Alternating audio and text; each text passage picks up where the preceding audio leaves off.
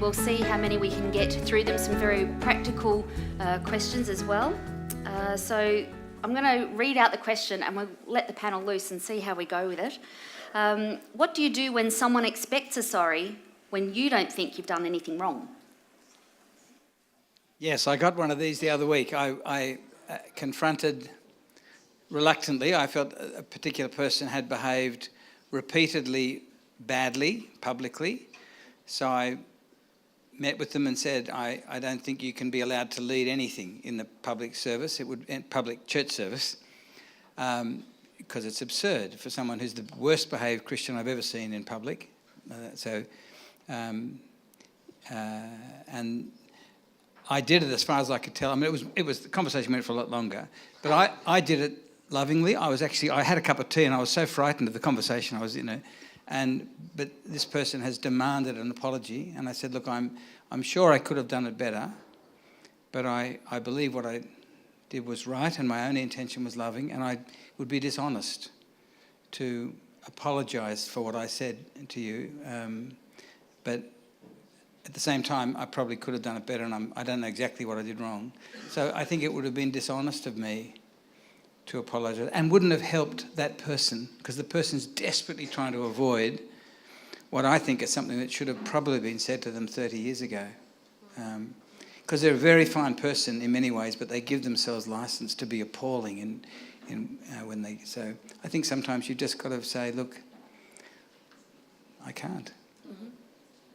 Or just also to, in that situation, and it does happen to me from time to time, that someone might be upset with me and I'm not really sure what I've done. And in that circumstance, it's easy to sort of say sorry but not really mean it. Whereas I think the thing to do is to sit down with them in a meaningful way and ask what I have done wrong and try and better understand that, and not just flippantly say sorry and not mean it. David, have you encountered people who expect a sorry and you've got nothing to be sorry for, or they have behaved badly and they're going, well, I'm not going to say sorry? Both. Look, my experience is what Catherine said is the best way, particularly for people that you know, but even sometimes constituents will write and are very upset, and I often find if I write back, it will often inflame things, and so quite often I'll just pick up the phone and I'll call them, and normally they're quite surprised that you actually phoned. But you then have the opportunity to say, look, help me understand why do you feel that way? And at the end, often we reach a point where we agree to disagree over the issue, but at least they've recognised that I'm prepared to make the effort to respect them as a person, communicate with them, even if I'm not going to agree with them. Mm-hmm. And it's interesting, when the shoe's on the other foot, if I've been offended, someone will say sorry, but they've said it so lightly and so flippantly, they don't seem to understand the extent of the offence, but there seems to be an expectation that having said sorry, I must forgive. Yes, it's like adults sometimes say to children, say the magic word, meaning please, but sometimes sorry is felt to be a magic word. And if the offence that I've given to someone is deep, and if it's been a long offence, it won't be forgiven. If I just put an extra thing of sugar in your coffee, but if for some years I've been mistreating you in some way, it's really just a form of selfishness if I think I can say forgive me and then I'm off the hook, because the damage has been done and it will take a while to help heal. Actually, I was interested you finished with that point, because what we have taught our children, who are both adults now, by the way, but what we taught them over many years, and it's great being a parent because you actually learn things yourself as you sort of study and try and find out how to be a better parent. But one of the things that we had learnt and spoke to both our daughters about was that saying sorry is often a bit incomplete, because what are you sorry for? Are you sorry you were caught? Are you sorry that they took offence? Are you sorry for what you did? And that for us in our family anyway, the gold standard was to say, I recognise that this has occurred, whatever it is, I've hurt you, I've done this or whatever, will you forgive me? That is kind of the gold standard of taking personal responsibility and recognising that it's not just I'm sorry I was caught, but I actually need your forgiveness. And I end up saying that to my children sometimes too, in recognising as a parent that you get things wrong, and that's important for them to learn from you as well. And we have, I mean, although I'm here, I guess as a, because I hang out at churches, we have a workforce in our church, a staff who get paid exorbitantly. But one of the things I say to them, which I think if I was in any business, I'd say we need to learn to say ouch and oops quickly, and probably that's okay. Because just to work on those, we will, in the busyness of things, just accidentally offend each other. And sometimes it's right just to overlook it and get on with it. But sometimes it's right to say, hey, when that happened, I was a bit upset. So that to say ouch quickly, and then and learn to say oops quickly, and then to say, oh, I'm sorry, I didn't mean to. Then I think to assume that people, and I think it's good in marriage. I don't do this with Alison, but we've talked about it just the other day that I read about a couple who meet every Saturday morning, I think it might be every second Saturday, and part of the coffee they have at some is they say, in what ways have I hurt or disappointed you? And the beauty of that is it just assumes that in the busyness of life, I will have either hurt or just disappointed. And they don't always have things, but it's just a helpful bit of realism to say, that's what we're like, and let's not act shocked when it happens, but let's just make that part of the discussion that we will hurt each other. The next question is about some practical steps this question says, we've spoken about a genuine apology. Can you describe what genuine forgiveness looks like practically? Can I just, before we get your responses to that, there's a book that I found really helpful by Gary Chapman and Jennifer Thomas, a couple of psychologists, and it's the 5 languages of apology. And they go through, sometimes someone will say, well, I said sorry, but you didn't say you were wrong. You didn't admit they're wrong. Some people just can't.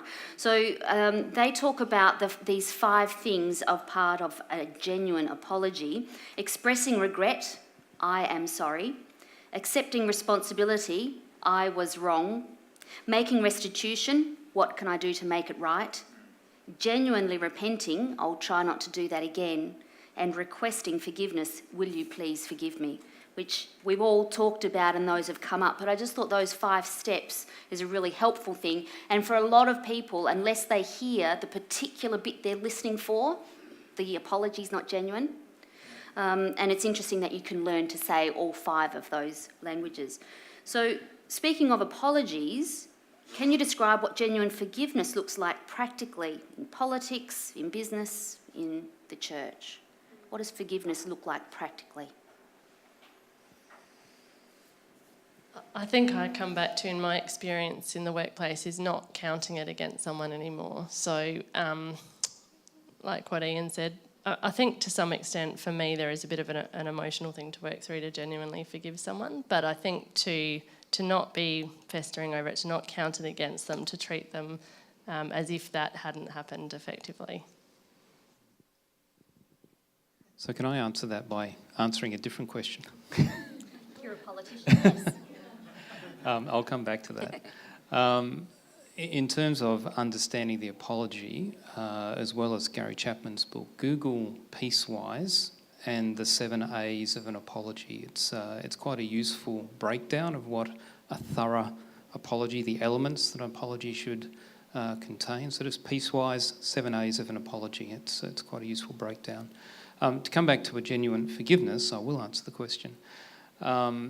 I think what Ian said before is true. It actually needs to be borne out in how we treat people. So it's not just a word, but they need to see. If you go right back to that example I gave at the very beginning of my career, where the training officer basically said, well, you've learned from it, that's good, and there were no repercussions. And so I knew that he had, if you like, forgiven me for making that mistake and accepted it as part of my learning. And if I go through to the very end of my career in the military, even as the commanding officer of the flight test organisation, we had what we call in the aviation world an open reporting culture, which means that if I was flying an aircraft and I inadvertently broke a rule or a limit or did something that damaged the aircraft, or even if there was something that really nobody would find out about but could have caused an accident, we had a culture where you would report that. And even as the boss, it was expected that I would stand up in front of the morning brief, 100 odd, 200 assembled people, and say, I got it wrong. I was careless, or did this, or whatever it was that I did. And that builds the trust in people that you're going to be honest about it. Then the aircraft could be fixed and be safe for someone else to fly, but that the system, if you like, showed its forgiveness by the fact that there was no punitive action unless the person deliberately or willfully did something that was non-compliant. But yes, I think a genuine forgiveness is borne out in actions, not just the word. You mentioned the church and the terrible abuses that are coming to light and have been coming to light for some time.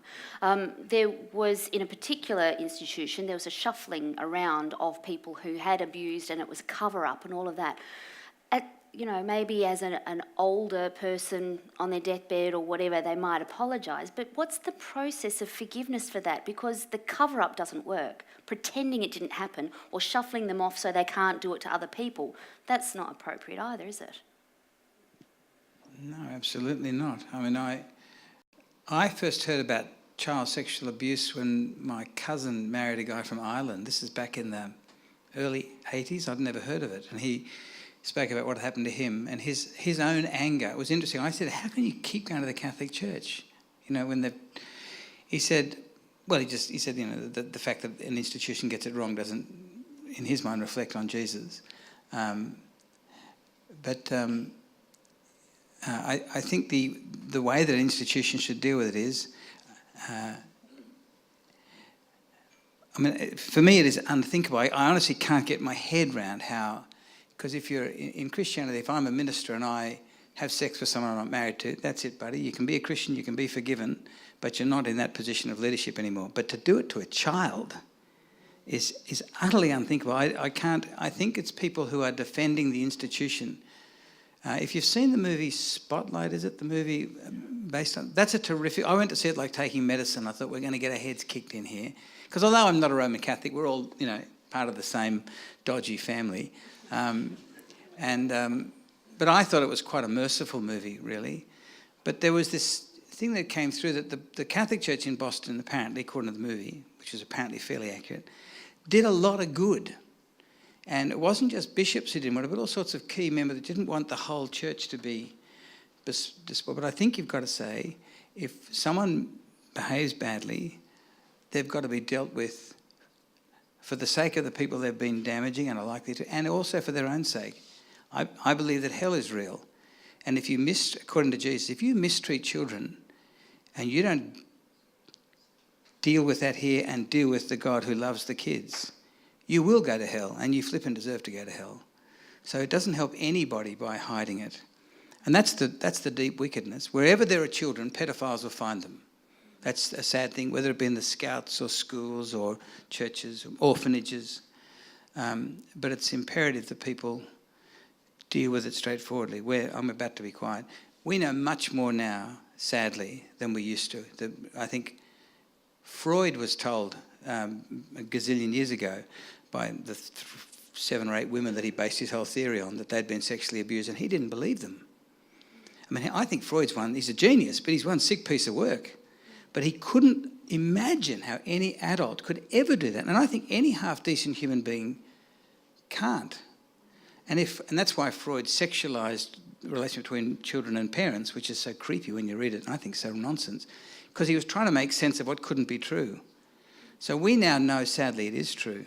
But I think as Christians, you've got... what the church should have done was been like Jesus, who is as tough as anything against wickedness, but as merciful and forgiving for those who own their sin.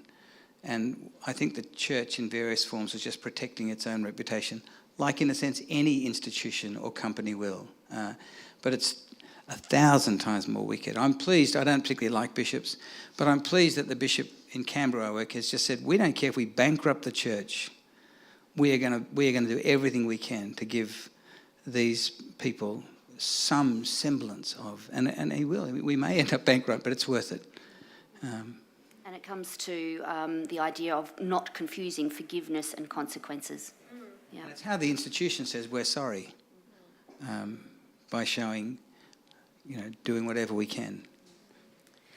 So moving on to another question, what would it look like to respond well to an apology when it's out of character for the person offering the apology and they're just trying to clear their conscience and don't really understand the issue?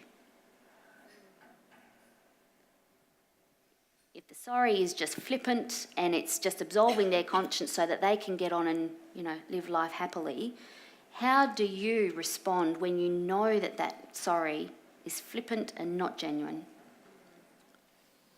Personally, if I am the one who's been offended, my approach has been to accept it, note in myself the lack of congruence, but to forgive because that sets me free, and then to move on and hope that at some point they'll reflect on it and realise that perhaps there was more that they should have done.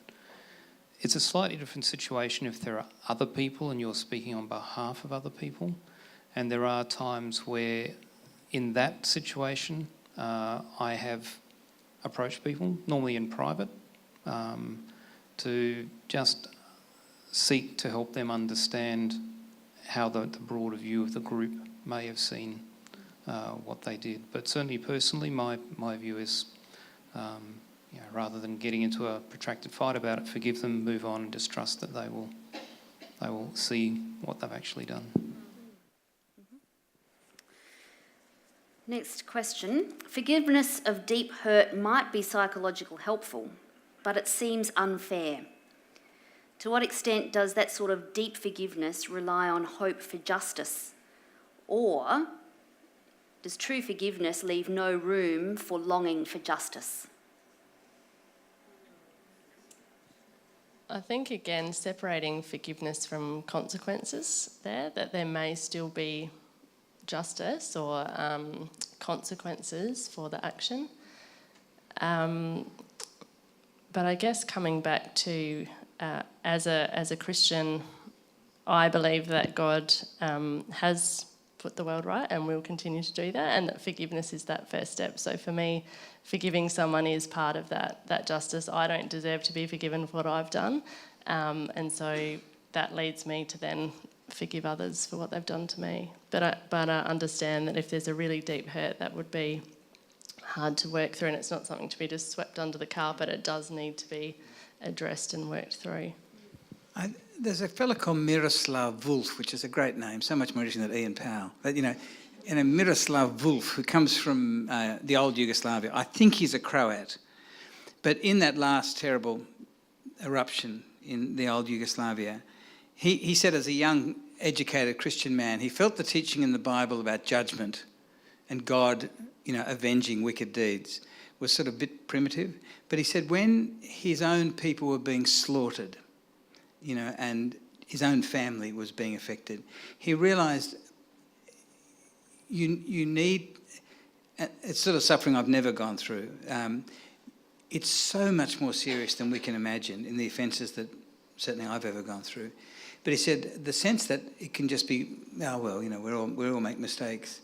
But he said that the Bible and Jesus taught that God will judge that person and God will hold them accountable. So it says that we should not take vengeance. And in the context it says that vengeance is mine, says the Lord. I will avenge. Therefore you get on with the business of forgiving and being kind to your enemies, knowing that he will ultimately deal with it. So if a person pretends to repent and to just says sorry to get you off their case, and they haven't actually gone before God and gone before their neighbour, they will deal with God, and God is a just God. Now, it's unpopular in our day because we all think, what might God call me to account for? But I think it was interesting hearing Miroslav Volf when he was in Australia recently saying it makes getting on with the doer of horrors because I know in the end God will deal with them much more fairly and much more severely than we would ever do. So I think strangely enough, the fact that God judges is the thing that releases us to get on with the business of loving, because we can never know why a person, life is, everyone is so much more complicated. I heard a great comment, vengeance is mine, says the Lord. Yeah, but can I watch? I was going to say, Carrie, I think the other thing that's important not to confuse is the concept of protection. I mentioned before about if it's just an offence against me, I can choose to let that go. But if my role as a leader is to protect and to look out for the interests, whether it's my family or a broader community, then there is a role to challenge and to see justice done. I've had 2 careers where people keep questioning me, how can you be a Christian and be in the defence force? Aren't you supposed to forgive and love everyone, etc.? How can you be a politician? And so yes, I believe completely in the separation of church and state. My faith motivates me to be passionate about things and work with integrity. And in the defence force, I believe that there is a role to protect. And so, I've used the analogy before when discussing this, that if I were at home and somebody broke into my home and threatened my family, I've been a soldier for over 2 decades. I know how to defend. I would defend my family and do whatever I needed to do. But if I came home from work and it had happened and they were suffering, then for me to go and seek retribution or use the same force, that would be wrong. Whereas my job then would be to seek justice in terms of getting the system that has been put in place to bring justice for the family, the community, whoever it is that's been wronged. So I think it's important to separate not only the forgiveness versus the consequence piece, but also what's the role that you're in. Are you a protector, a leader, or is this something that you're dealing with as an individual? I also heard a comment that I got reminded of it before, that unforgiveness is like eating poison and hoping the other person will die. That leads us to this last question. Christian forgiveness within the context of genuinely saying sorry while not forgetting seems to mean working the best for the person who was a jerk, not holding any grudges and no karma. But wanting the best for them is really hard. What resources are needed for that to be possible?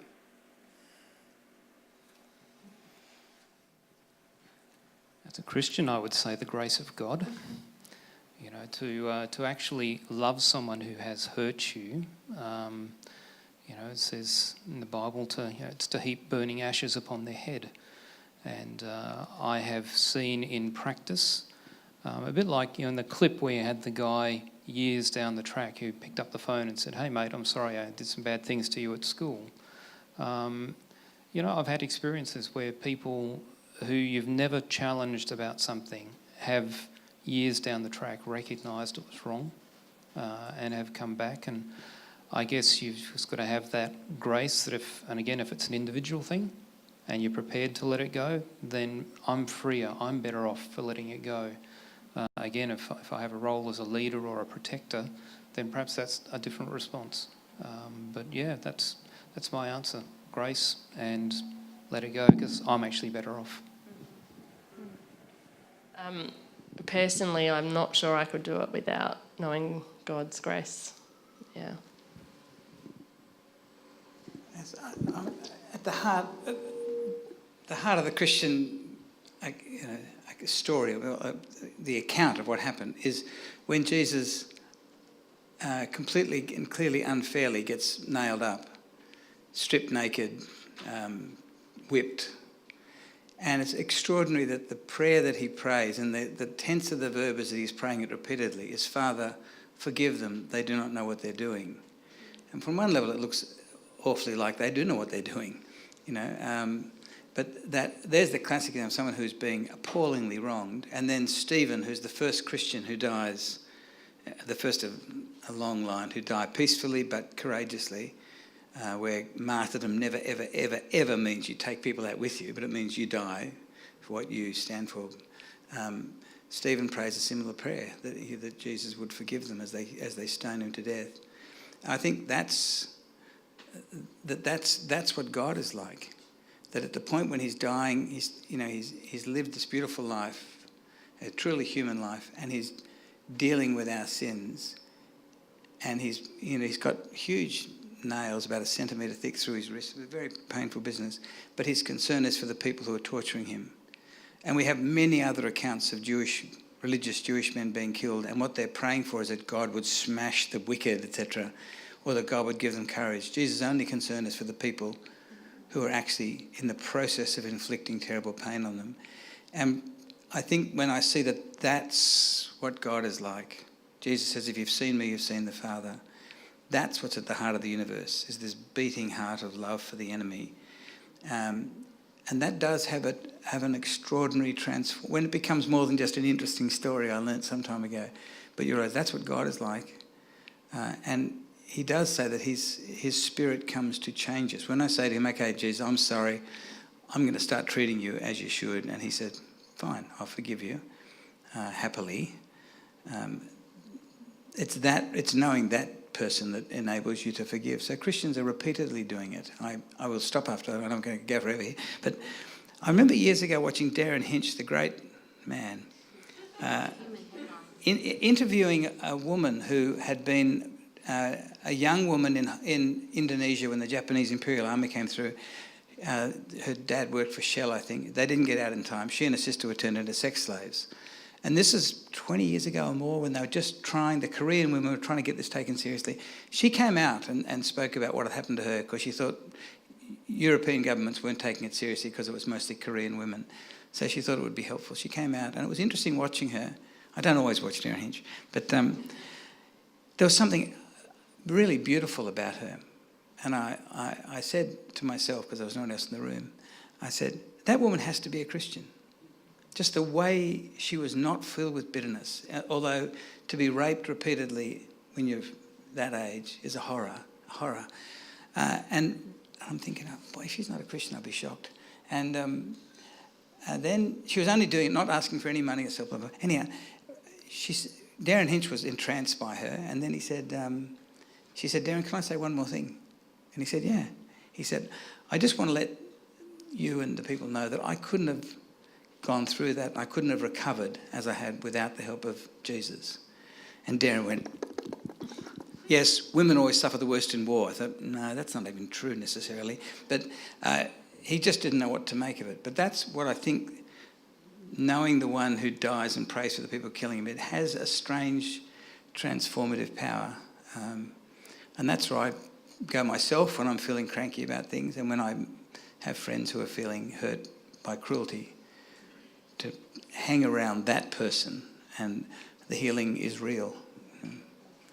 I remember a quote from, you mentioned the best band in the world, U2, and from the lead singer, Bono, talked about in the world we see consequences, you reap what you sow, and that a lot of people have the idea of karma. If you're bad, it's going to come back and bite you in the butt. And he said, right in the middle of all that steps Jesus and brings grace, and he doesn't treat me how I should be treated, doesn't treat me the way I deserve. And that's the essence of the gospel, isn't it? You were talking about grace, and that enabling you to make those hard choices when it comes to saying sorry and offering and accepting forgiveness. It's powerful. Well, folks, would you please thank our panel, Ian, Catherine and David. Thank you.